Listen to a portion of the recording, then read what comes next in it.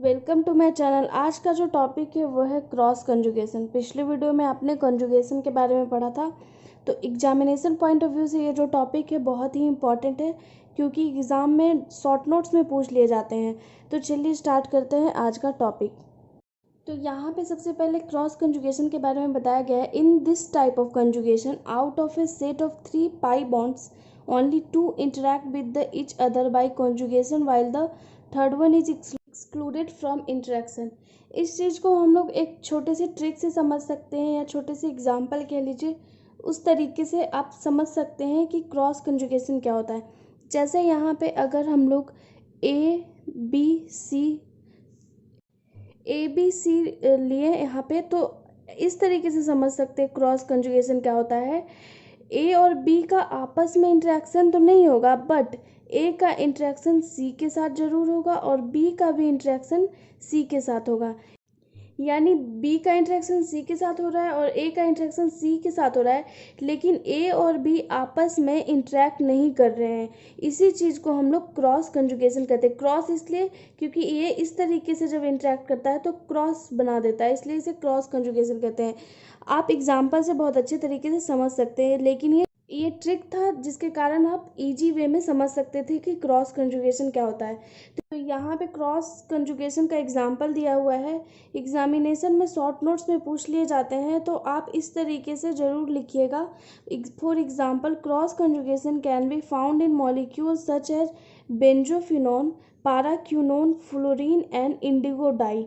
तो यहाँ पे 3-4 एग्जाम्पल है जो आप याद जरूर कर लीजिएगा। तो यहाँ पे हम लोग बेंजोफिनोन से समझते हैं।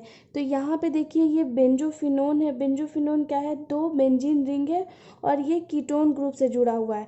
तो हम लोग यहाँ पे देखते हैं इस कीटोन ग्रुप से तो इस बेंजीन रिंग का अटैचमेंट है और इस बेंजीन रिंग का अटैचमेंट है, लेकिन आपस में 2 बेंजीन रिंग इंटरैक्ट नहीं कर रहे हैं। इस तरीके से हम लोग कह सकते हैं कि ये क्रॉस कंजुगेशन का एग्जाम्पल है, या क्रॉस कंजुगेशन शो कर रहा है। नेक्स्ट हम लोग यहाँ पे देखते हैं पाराक्यूनोन का। तो पाराक्यूनोन में हम लोग देखते हैं ये जो ऑक्सीजन है, तो ये इस बेंजीन रिंग से अटैच्ड है और ये इस बेंजीन रिंग से अटैच्ड है, लेकिन ये दोनों ग्रुप आपस में अटैच नहीं है। तो इस तरीके से हम लोग कह सकते हैं कि इसमें क्रॉस कंजुगेशन शो हो रहा है। और अगर आपको एग्जाम्पल समझना है तो इस तरीके से आप समझ सकते हैं। यहाँ पे ट्रिक के साथ आप समझ सकते हैं क्रॉस कंजुगेशन क्या होता है। तो यहाँ पे हम एक कंपाउंड लेते हैं, इस तरीके का कोई एक कंपाउंड लिए हैं। यहाँ पे डबल बॉन्ड होगा, यहाँ पे डबल बॉन्ड होगा और यहाँ पे डबल बॉन्ड होगा।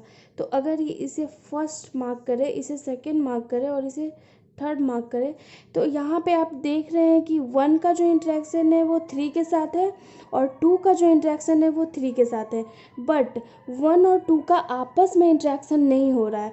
तो इस तरीके के सिस्टम को हम लोग कहेंगे ये क्रॉस कंजुगेशन सिस्टम है, यानी ये क्रॉस कंजुगेशन शो कर रहा है। एक और हम लोग नेक्स्ट एग्जांपल देखते हैं।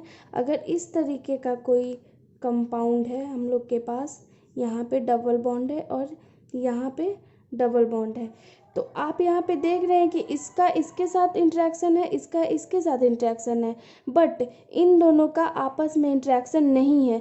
तो इस तरीके के सिस्टम को भी हम लोग क्रॉस कंजुगेशन कहेंगे।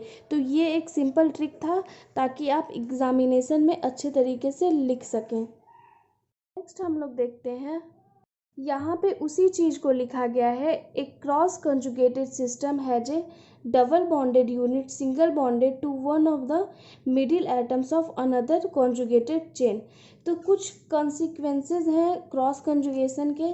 तो यहाँ पे हमने लिखा है the bond length of carbon double bond carbon in case of cross conjugation is larger as compare to non conjugated.